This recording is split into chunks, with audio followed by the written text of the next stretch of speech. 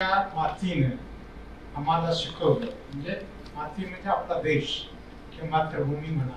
थोडक्यात महाराष्ट्र असू दे, कोल्हापूर जिल्हा असू दे, माझं गाव असू दे किंवा एंटायर कंट्री असू दे, तीच आपली माती होती.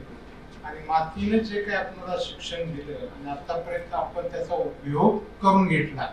तर थोडक्यात सांगायचं म्हणजे हे ज्ञानहिरा प्रतिष्ठान किंवा फाउंडेशन आहे, हे आम्ही स्थापन केलेलं आहे. आता या वर्षापासून आम्ही कार्यरत झालेलो आहे. म्हणजे we are functioning now this year. Last year we were all of doors. आणि खरं म्हणजे बघायचं म्हटलं तर हे ज्ञानहिरा प्रतिष्ठान ही चॅरिटी बेस्ड प्रतिष्ठान आहे. म्हणजे ज्ञानहिरा म्हणजे काय, तर ज्ञानापासून हिरा मिळाला पाहिजे, व्हॅल्यू. ज्ञान म्हणजे नॉलेज, ते काय चोरलं जात नाही, ते ज्याच्याकडे आहे त्याच्याकडे राहतं, दिल्यानंच वाढतं, हे सगळं आपल्याला माहिती आहे. आणि त्याच्यापासून डायमंड पाहिजे. डायमंड पाहिजे म्हणजे वेल्थ पाहिजे म्हणा, अपॉर्च्युनिटीज पाहिजेत म्हणा, सस्टेनेबिलिटी पाहिजे म्हणा, किंवा लोक जागृती होते, अंधविश्वास नको आहे.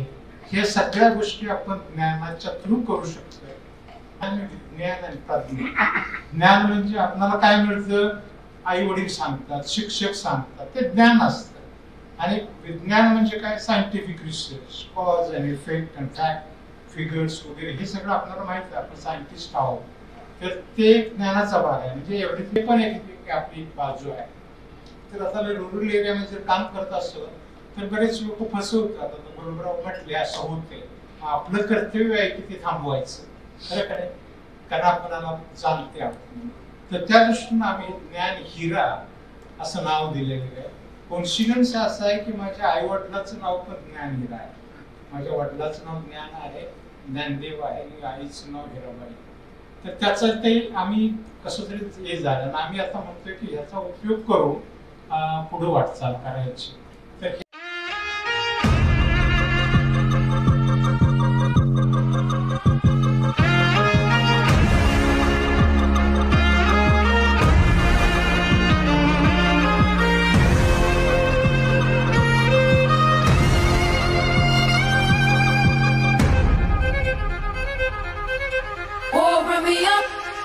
on the clock, put me on top, everybody drop.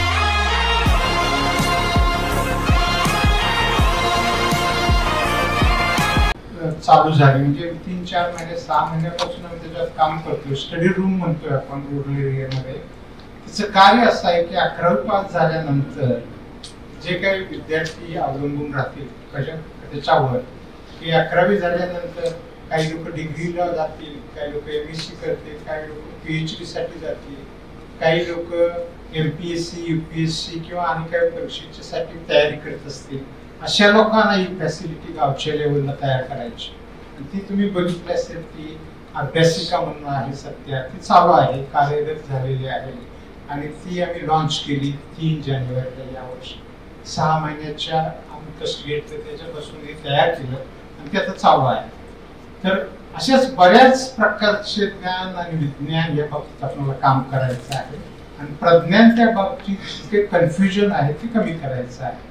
मग त्याच्यामध्ये अध्यात्माचा भाग पण आहे, स्पिरिटचा भाग पण आहे. एकनिष्ठा